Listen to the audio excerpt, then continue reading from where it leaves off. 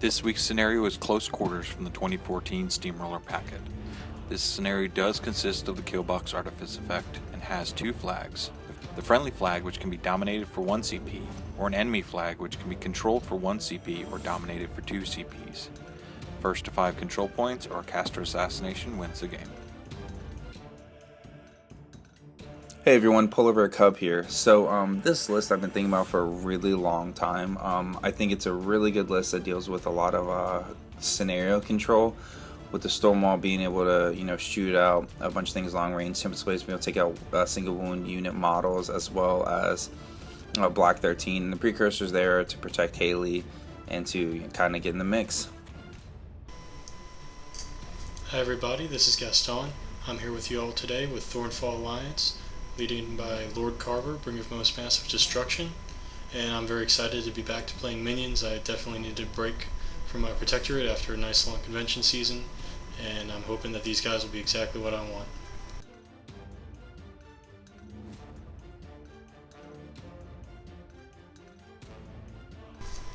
So for deployment, I was very much focused on Stormwall.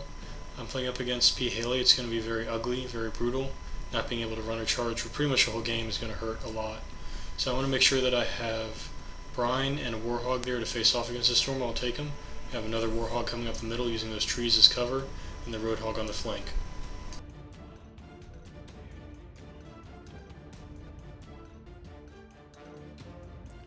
Alright, so with my deployment, I figured that since most of his army was advanced deploy, he was going to split his 2 units up on either side.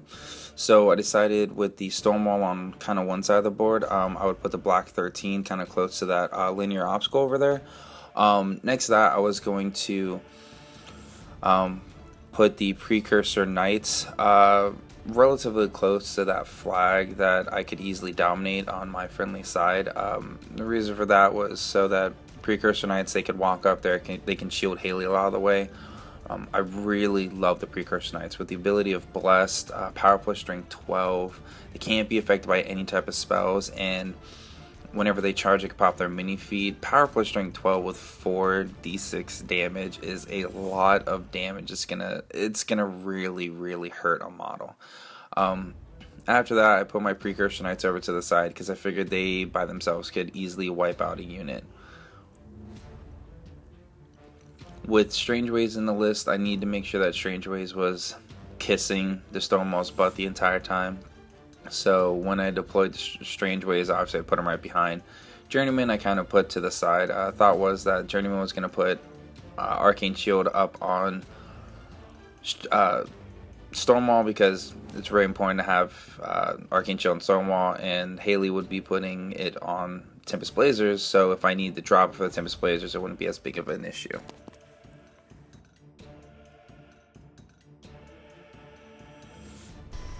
One of the things I absolutely love about Thornfall Alliance is that all Farrow units get to advance deploy. And in this list we didn't go very crazy with it, but up to this point I'd actually been running a Carver list that I'd blatantly stolen from another Minions player. Not only did it have 2 max units of Brigands, it had 3 units of Slaughterhousers. So you're looking at 36 advanced deploy models, which gives you fantastic board position. Finally, for my advanced deployment, I made sure I put Eiryss far enough away from the Stormwall into the forest.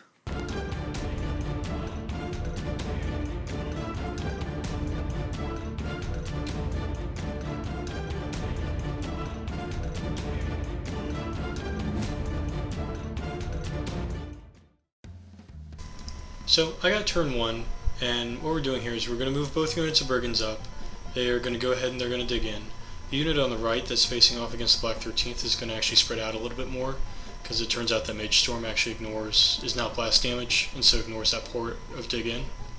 And then after that we're going to start using the tactic that I really wanted to try out with this list. And when the Razor Boar first came out, everybody was very disappointed in it, particularly because of its animus Vicious. And Vicious obviously is not Tenacity, it's not, this crazy animus that you can spam all over the place. But I actually wanted to give it a try, to see how it's going. So one of the things that I consciously made a decision in this list to do was to take a Razor Boar and move it into Rorsh's battle group instead of into Carver's, where they normally sit. So you anticipate Carver's going to come up, he's going to cast down, batten down the hatches, he's going to cast mobility, and he's going to camp his 1 Fury. He's going to do that pretty much every single turn.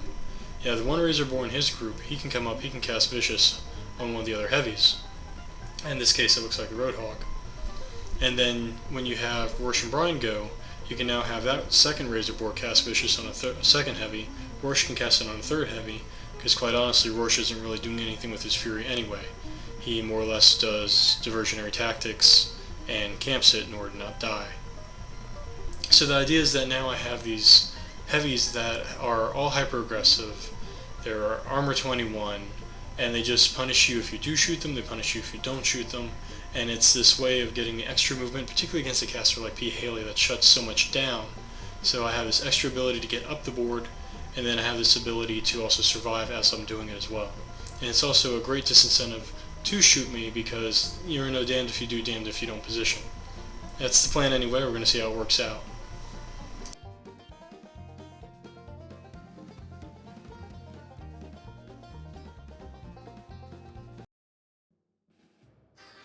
Alright, so for turn 1, a lot of my turn was just going to be running.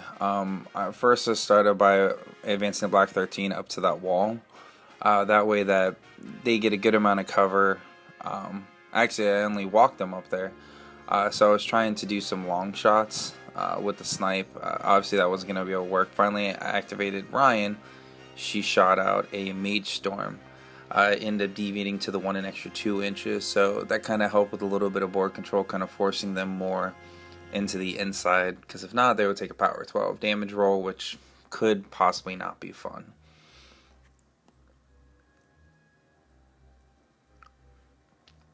I had allocated a focus point actually out to the Stormwall. The reason is because I really didn't want Strangewayes to have to stay that far back that turn.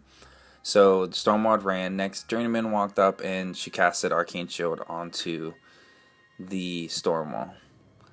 Next what I did is I activated my Precursor Knights. They walked forward and they went into Shield Wall.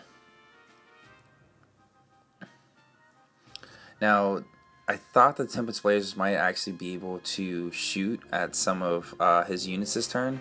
So I activated Haley, I put Arcane Shield on the Tempest Blazers, and then I also cast a Deadeye on them.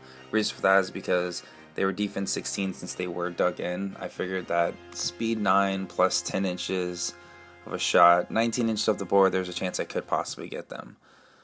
So that's what I did after with Haley. Then the Squire went up, Rhupert did walk up, and then he casted Tough and Fearless onto the Precursor Knights. Next, Eiryss activated. She decided to try to take a shot, needing a 6 to hit. Oh, sorry, 7 hit, and ended up missing, unfortunately. Afterwards, my Tempest Blazers, they walked up. They moved their full 9 inches up the board. And the first one tried to take a shot, and I realized I was just out, probably by about 1.5 inches or so. So I decided to check just a little bit more just to make sure. All of them declared the rest of their shots, so they all missed. And then afterwards I decided just to do their light cav move back just a little bit because I really didn't want them to get hit. So going into turn 2, I haven't really taken anything much in the way of losses yet, and hopefully we're going to keep that track record going here. But there are definitely some decisions to make. Right now I'm contemplating, do the Brigands move up and start trying to CRA things, or should they just advance, dig in again, and hope and pray for that extra defense to keep them alive? Because the problem I'm having is that Haley has, I believe it's Temporal Acceleration, or Temporal Barrier, which makes a -2 defense, and then you also have this spell Deadeye, which on the Blazers is just terrifying. It's just choose infantry up, because they have all these different shots. They have electro leap shots, things like that, and you're worried, they're just not going to miss.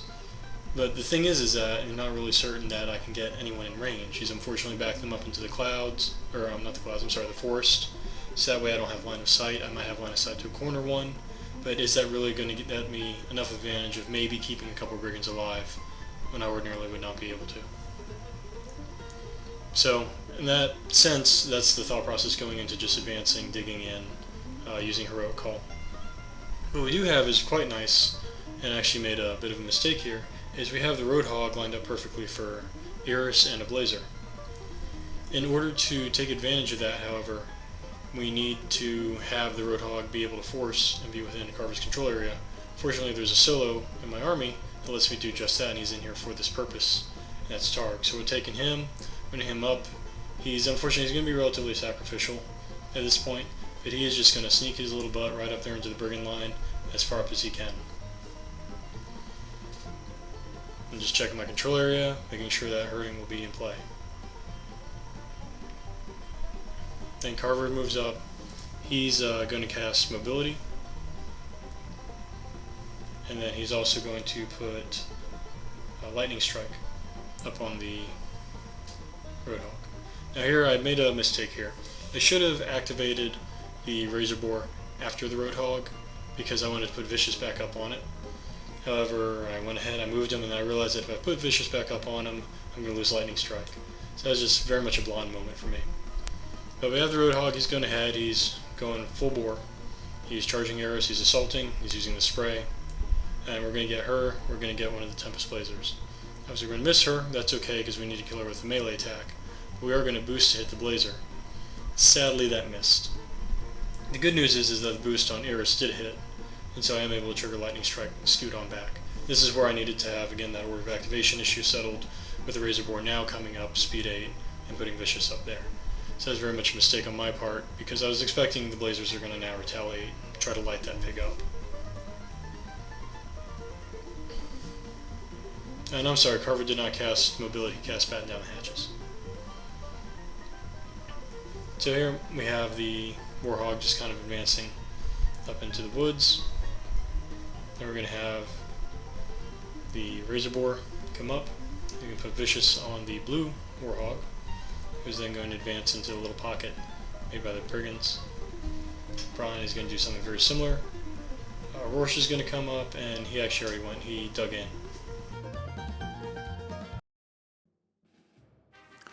Alright, so seeing all the models on the board and where I'm at my board position, I figured this was a great turn to pop my feet. So this will be the turn that I actually pop my feet. But before I really talk about anything else happens in this turn, let me talk about a few important facts about Haley's feat. The first thing is, Haley does actually not get an additional attack whenever she pops her feet. The reason is because the rules state that models activating in her control area. She's already activated, so she does not. I did end up taking an additional shot, so that is my fault. The second thing about the feat is no matter how exciting it might be for your Journeyman to kill somebody, this early in the game, do not move your Journeyman up to take a shot at somebody. It might sound awesome, but you will lose your Journeyman the next turn of the game, which I unfortunately did learn. So anyways, Precursor Knights, they activated, they walked up, and they went into Shield Wall. Rupert activated, he walked up, and he gave them Tough and Fearless again. Next, Haley activated. I didn't activate the Squire first, which could have been really bad, but Squire was within 5 inches, so I ended up spinning 4 to cast Temporal Barrier, and I casted 2 more to put Deadeye onto the Tempest Blazers. That way they would have 3d6. The Brigands are only a defense 14 at this point because they are dug in, but I figured it'd be good. So Haley then took her first shot, which I did miss. Now I'm kind of debating about whether or not to pop my feet. I ended up deciding to pop my feet in just a second, and then I took a second shot, which I should not have taken that shot because that is an illegal move. I did end up killing one of the models. Well, actually, no, I didn't kill him. He was knocked down, but still, it made it a little easier for me to hit the next time. Next, I activated the Tempest Blazers. They walked up. This first round of shooting, all of their shots were the Electro Leap. The reason I did that is because if they hit, it would take out multiple models. It was only needed to roll a 5 to kill the to force a tough check. So I figured that I had pretty good odds on that, especially even with the Electro Leap. So you'll see these shots kind of just bouncing off. Some of them tough, some of them didn't. Tempest Blazers are a great unit to be able to knock out a lot of single wound infantry that have low armor.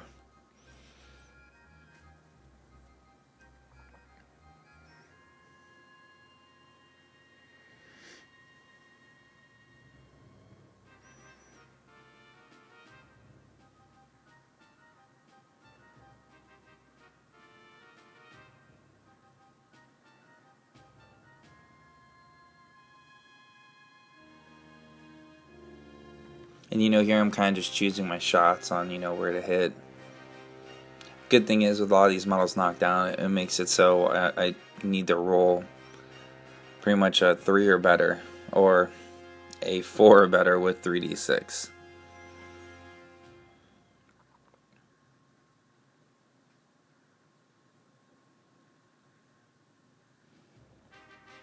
So what I am doing is after I do all my shots, I take my additional shots on Marg, because I really want to make sure that solo dies.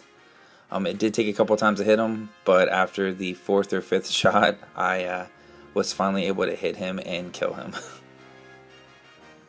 And I did do brutal shot on those.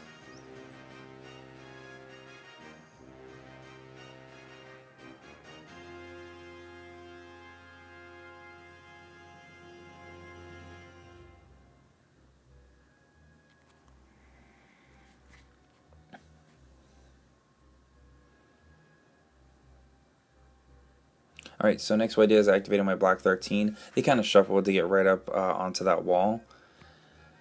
And then since they were in the feed as well, and most of those models, almost his entire army was in Temporal Barrier. The only thing that really wasn't was a Roadhog and Carver and anything in that back area. So that kind of did stink a little bit, but it happens.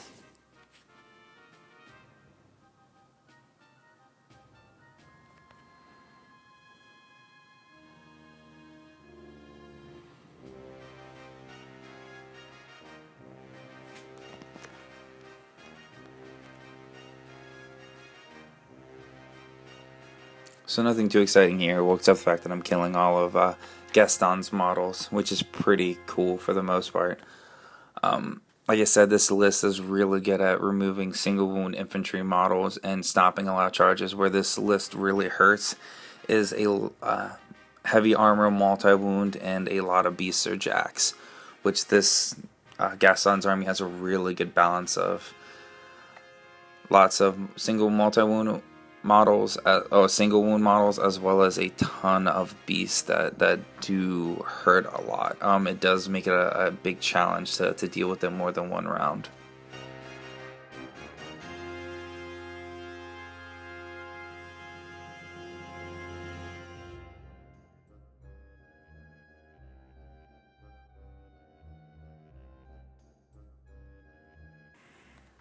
So Strangewayes activates, and he ends up giving the Stormwall 1 focus point. At this point, I'm kind of just debating on, who I want to hit. So I end up choosing Rorsh to have my 3 big gun shots hit.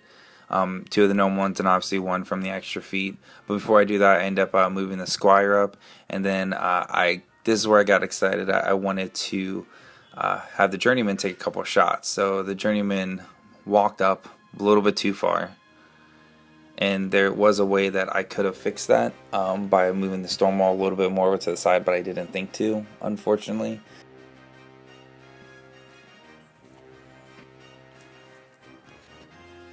So with 2 shots from Journeyman, I did remove somebody from the table, which is neat, but not worth your solo dying the next turn.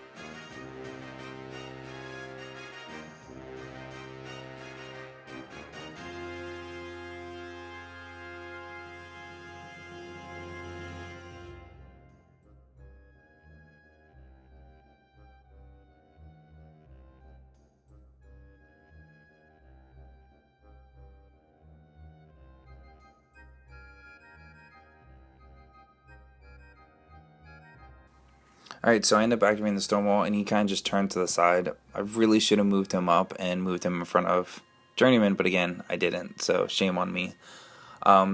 So with the big guns, I end up taking 3 shots at Rorsh. I believe that's his name. And then within the 3 shots, I end up doing a good amount of damage. I'm dice -2 Only on the third big gun shot did I finally boost the damage roll. So I ended up only leaving him on 3 health. Now if I would have moved up more, I actually could have gotten my small metal storm guns in range of him as well. I only would have needed to move about 3 inches at most. Maybe actually only 2 inches to get up to him, which I actually could have taken him out, which would have saved a lot of heartache within this game. It definitely would have kept the Stormwall around a little bit longer. But unfortunately I was just out. Yeah, actually it looked like I was inches out. So I ended up deciding to take the shots on the remaining models of his unit. There wasn't too much I could do because I did lay out another another Mage Storm. So it did kind of block my line of sight for a little bit of that. And that was my turn. Let me just start out by saying my opponent is a terrible, terrible person and is very, very good at rolling dice. Last turn was just absolutely brutal, and he lit me up like the 4th of July. With that being said, I got lucky on a couple of points. First of all, having Rorsh dug in discouraged a lot of shooting coming his way, so he's able to survive no problem. Brine being a 1/4 of an inch out of those miniguns kept him alive. Having battened down the hatches up and the Armor 21 Warhogs really discouraged shooting there, so he turned his gun on the weakest of the heavies, and with those fantastic, fantastic dice of his, ended up leaving Brine on something like 3 health. The final big break that I got is that the Roadhog is actually outside of Haley's control area, so this means he is free to run, he is free to charge, and we're going to take full advantage of that. So the things that we're going through right now is trying to figure out what to do with Carver, and I decided to just go with the easier things first. So we have the Brigands, they're coming up, and we're going to try to pop that Junior out to get rid of the Arcane Shield on the Stormwall, and we're going to accomplish that by CRAing. And then the other thing we're going to do is we're going to shoot my own guys in the back, so that way they are out of Brine's movement.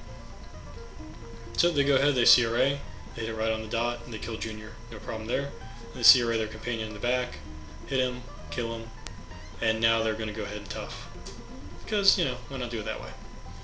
So now Arcane Shield is gone, and we still have that free 10 inches of move for Brine, who has the 10.5 inch threat. So we're just doing some order of activation things here. Carver's very much going to have to come up, he's going to have to pop feet.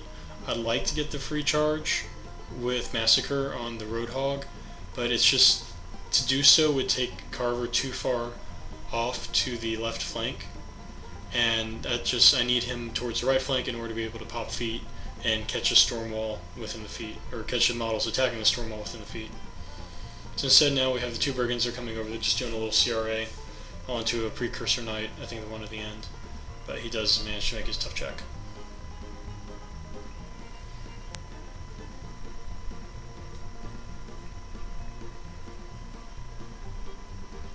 So here's me trying to figure out if there's any way I can get Massacre onto the Roadhog, and it's just not going to happen.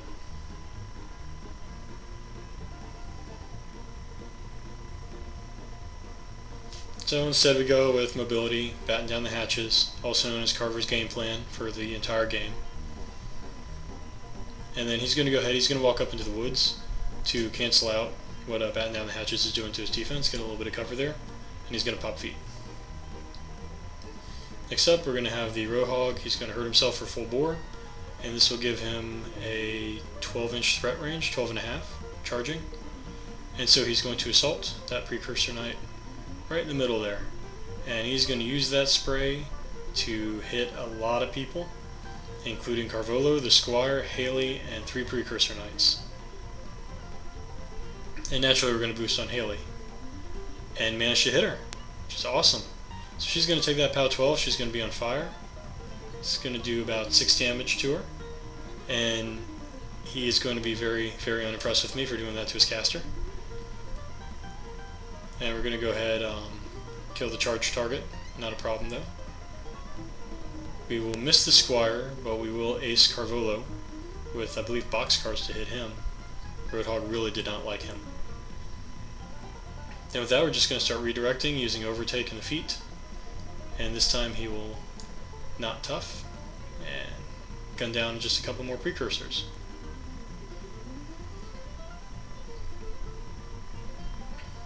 So that went really well. And what you find a lot of times when you're playing minions in Farrow is that sometimes you're just going to have the opportunity to put a Roadhog assault shot on their caster, and it will scare the daylights out of them. And you know, if the opportunity is there, you should really give it some serious thought. So here we have the Razor Boar. He's just kind of running up to engage some Blazers. Let's see if they can handle armor 17. So Rorsh is moving up. He's popping Diversionary Tactic. And moving Brine straight forward, moving himself up, back into the woods. Make sure that we keep Brine within control.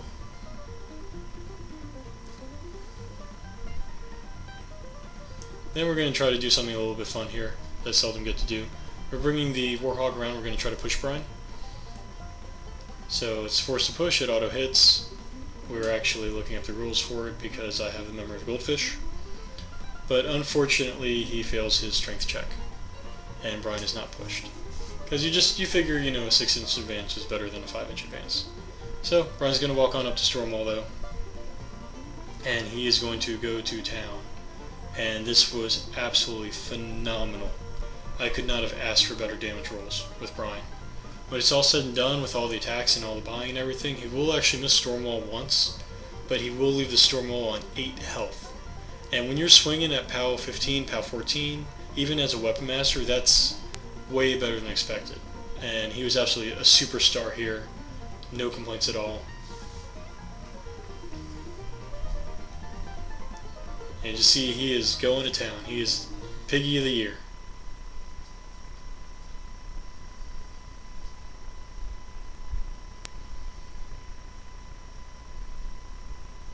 And he is critting a lot, which unfortunately he has crit knockdown on the core, but Stormwall is relatively immune to that.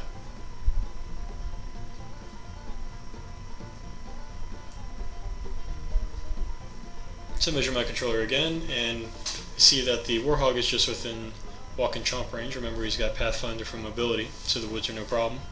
And he's just going to walk up to some precursors, and he's going to go to town too. It's Carver's feet turn, he's got overtake, and he's going to make maximum use of it. And again, the dice are really good to me here. I don't think I missed a single attack. And he's just going to start walking through that whole formation. And unfortunately for my opponent, his dice were not as kind to him. I'm not sure he made a single tough check this whole time. He might have made one, but it was not so good for him. So we're just going to keep swinging, keep buying until we're up to 3 Fury. And we're going to go ahead and leave a little bit of room for transferring just in case. You do still have 5 Blazers there. We're looking straight at Carver. Even at armor 20, you don't necessarily want to mess with that. And the final thing here is, actually I made a big mistake here. I thought that the Razor Boar was in Carver's battle group, and I ended up moving him away from Rorsh. So that's actually going to cost me in the long run. So yep, pretty much like I said, Stormwall not moved up far enough, and that is sad. Luckily I was able to roll out the fire on Haley. So for this I end up pulling a point off the Squire, so I would have a focus. I dropped Arcane Shield off of the Tempest Blazers. Also another thing I should have done with Tempest Blazers was did the like cavalry move, so then they wouldn't have been engaged like that. Next then I gave 3 focus points to the Stormwall. Next I activated Strangewayes. He was able to heal 4 points off of the Stormwall, so the Stormwall had 16 health left. Not a good amount, but it's something.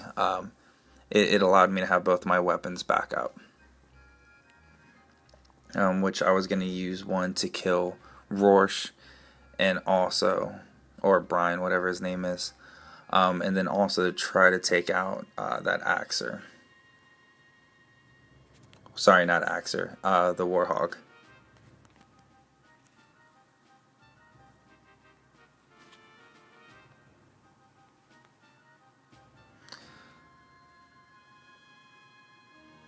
So now I'm just kind of figuring out what is going on with batten down the hatches.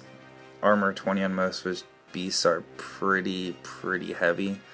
So what I did was I activated the Precursor Knights. 5 of them got into melee with the Roadhog.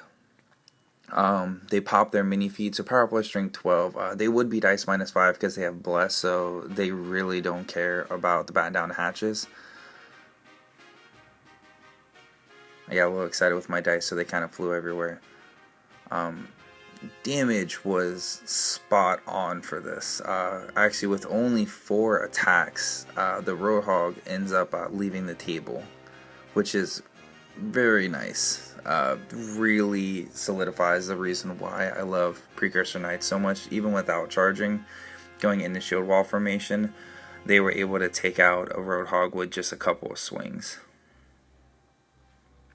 Fortunately, where I did turn the last one, he was not able to get any attacks onto the Warhog, which I should have been able to. I just did not turn correctly. So next is Stormwall activated. He moved, so he was engaging both beasts. He took his first swing on Rorsh or Brine, whatever his name is, and actually missed. This is when I actually should have activated Haley first and did Temporal Barrier so I could lower the defense, but I didn't. So I ended up buying a couple attacks onto the Roadhog. By the end of this, I ended up leaving the Roadhog with 8 health. And then Stormwall did actually spend a focus point to take out Rorsh or Brine, whatever that beast is. End up taking him off the table.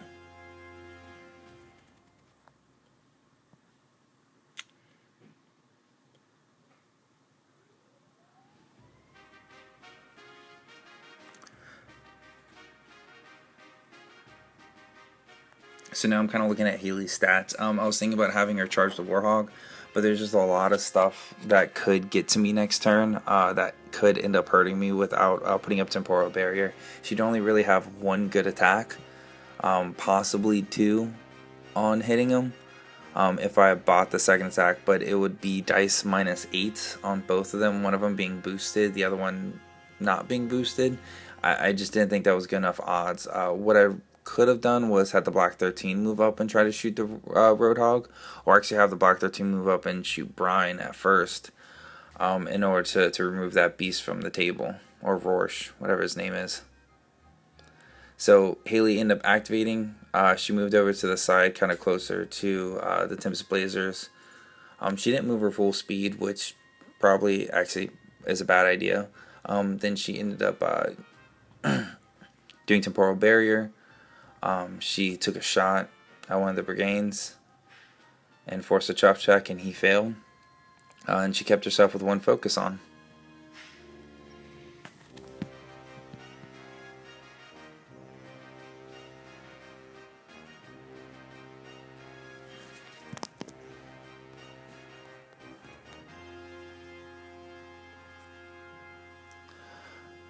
Alright, so my next thought was I was going to have Black 13, they were going to activate and they were going to end up killing Rorsh. Rorsch's other beast was far enough away to where he wasn't going to be able to transfer to him.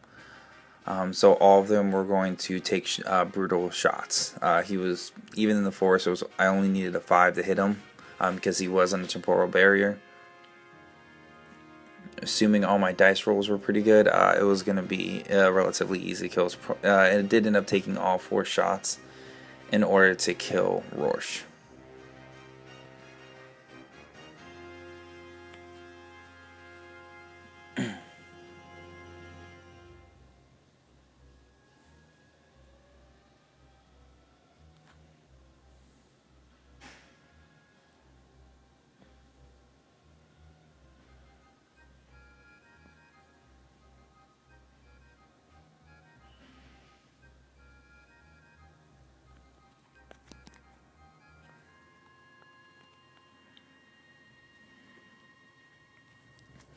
Alright, so the final thing I'm doing here is I'm kind of just debating about what I want the Tempest Blazers to do.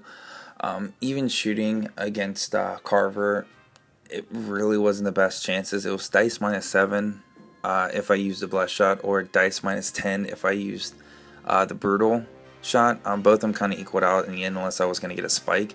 So what I ended up doing was I had 3 of them circle the little piggy there, trying to do a little bit of damage. The first one did a Brutal Shot. He was armor 17, so it was dice -7. So I rolled 3 dice on it. Only ended up doing about 2 points of damage. And then what I ended up doing is the next 2 shots they did blessed shot. And that one I did, I think, 3, and then the last shot did about 3 more damage as well. Then the last 2 guys, they end up shooting at the unit, the one model that was left, that was still fearless. Which the first time he toughed, and then the second shot ended up hitting, and he did not tough. And that was my turn.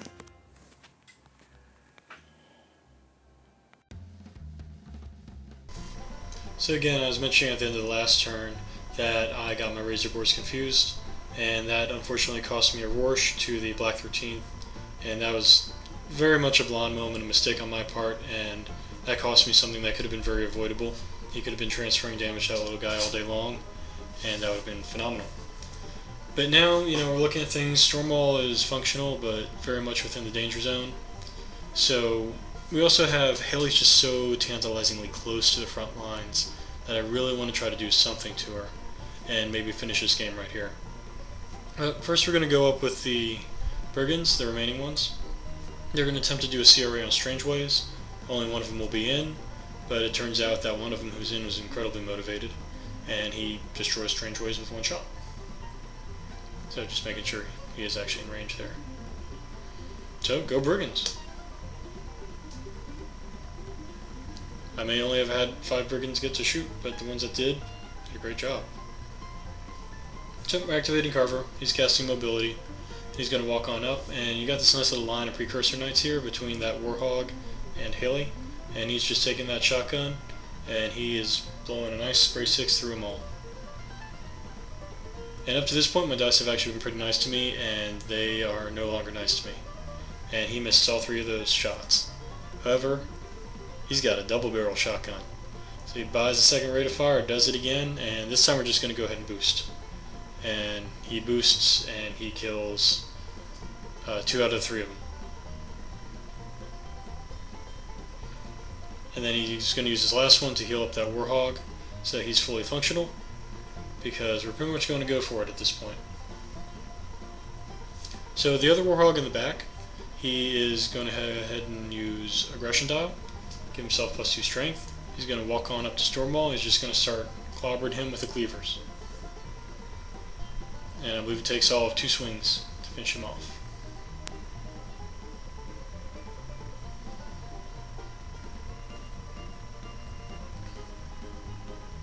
But it could take 3 instead.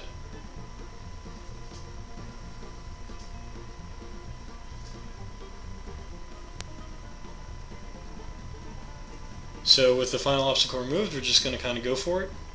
And we're being very careful. I definitely want to avoid a free strike from that one Precursor Knight. So we're being very exacting with measurements here, because that Warhog is very injured.